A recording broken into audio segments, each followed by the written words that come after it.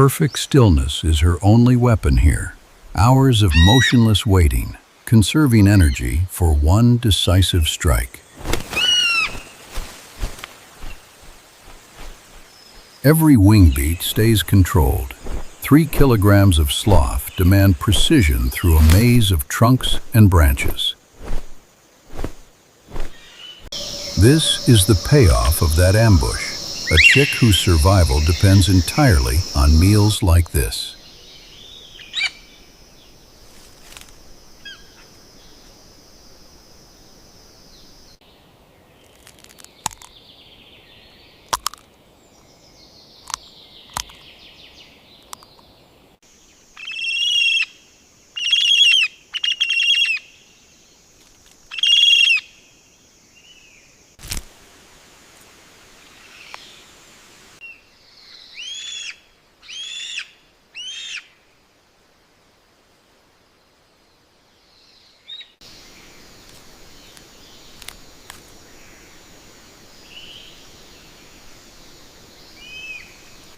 She rarely looks away completely. Vigilance at the nest rim never fully switches off.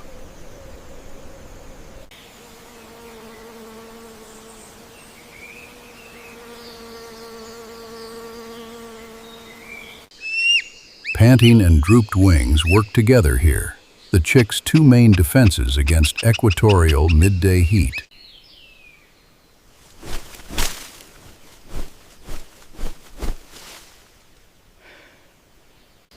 The smaller male provisions 2, supplementary hunting that balances the extreme size difference between the sexes.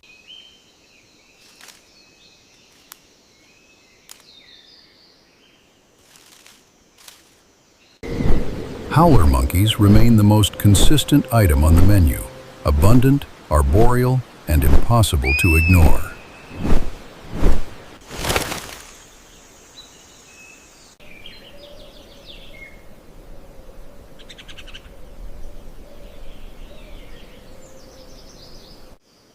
Coatis forage low in the canopy, a habit that leaves them exposed from directly above.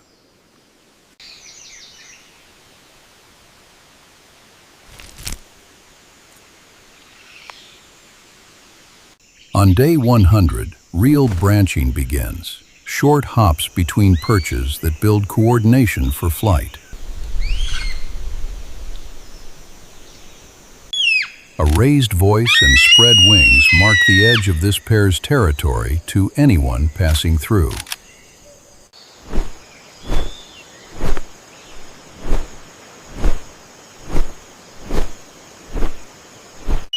White down is giving way to feather, the first real armor against rain and open air.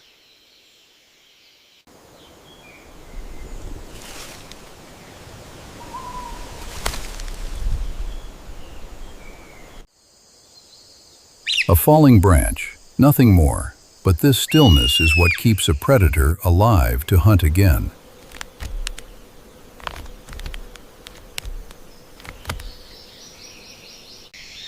Feeding remains a task the chick can't handle without help.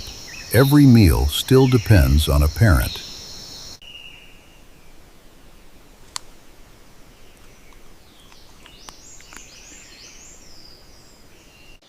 Wings spread over the kill, she stakes her claim before a passing hawk eagle can test it.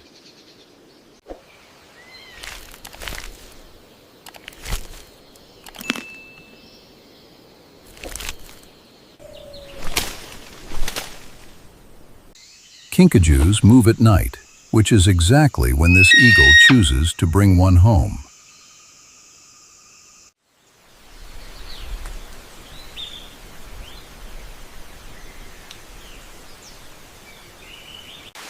One adult wing becomes a roof in the rain, protection this chick can't manage on its own.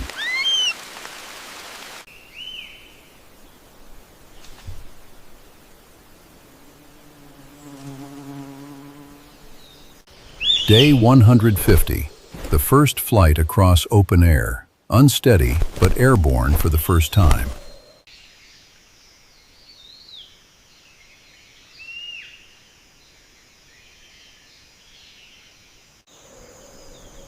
Distant thunder is enough to hold her attention completely. Nothing here goes unnoticed.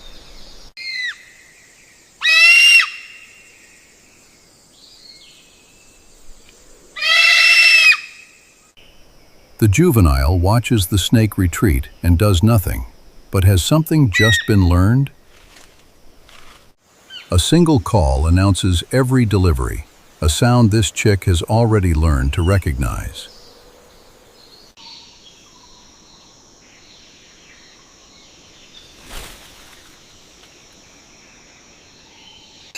Beak-to-beak feeding continues here, precise transfers that waste nothing of a hard-won kill.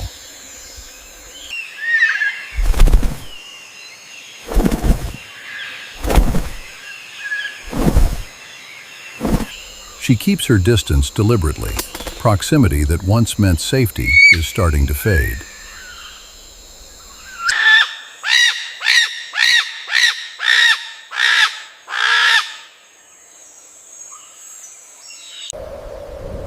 Day 160, the first crossing to another tree entirely. The nest is no longer his only world. She finds him at this new perch without hesitation. Provisioning continues despite his growing mobility. Day 165. A fallen twig becomes his first practice prey, a strike rehearsal with nothing alive.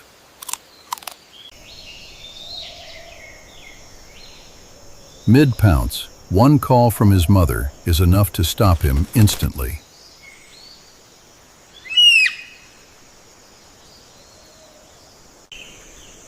Day 168. He intercepts her mid-air and claims the kill himself. Competition has replaced cooperation.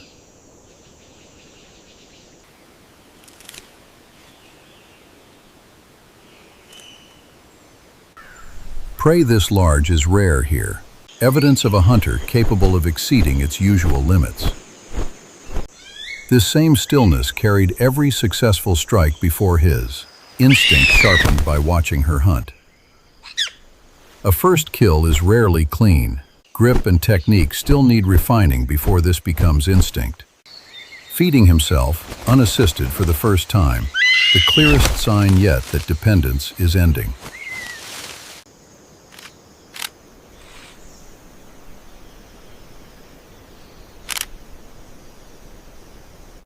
Day 175. He holds his ground and calls back, territorial behavior once reserved for adults alone. This is the last delivery recorded. After this, every meal will have to be his own.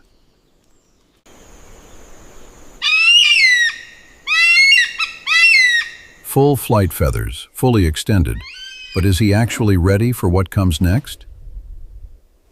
A call answered across the canopy. The first exchange between equals, not parent and dependent.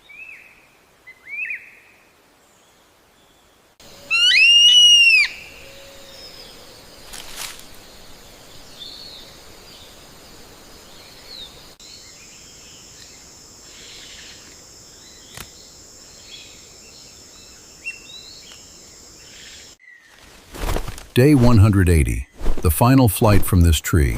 180 days from a helpless hatchling to this.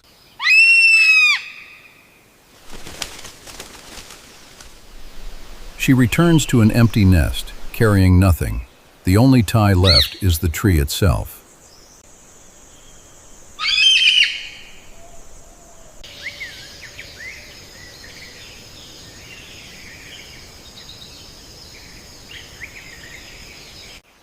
Within days, the Capuchins reclaim ground he once ruled. This forest resets after every departure.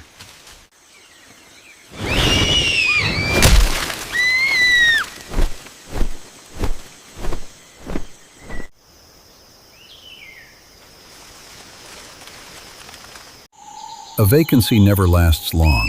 A hawk eagle claims the airspace almost as soon as it opens. He hasn't gone far. Not yet. Still tracing the edges of the only territory he's known.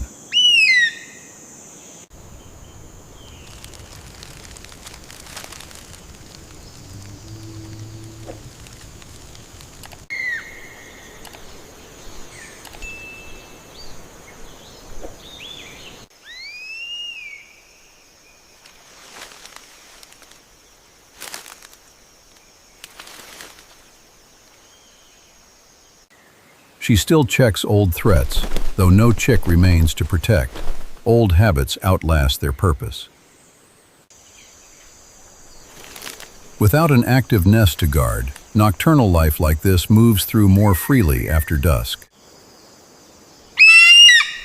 A distant call, answered, the last thread connecting two lives that have otherwise grown apart.